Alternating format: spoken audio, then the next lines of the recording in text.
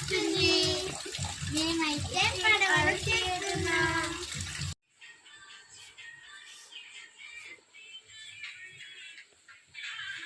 ఇది మామూలు పడవ, ఇది కత్తి పడవ, ఇది రెక్కల పడవ, ఇది కత్తి పడవ, ఇది కూడా కత్తి పడవ, రెక్కల పడవ, ఇది మామూలు పడవ, ఇది మామూలు పడవ, ఇది రెక్కల పడవ. అమ్మ సౌండ్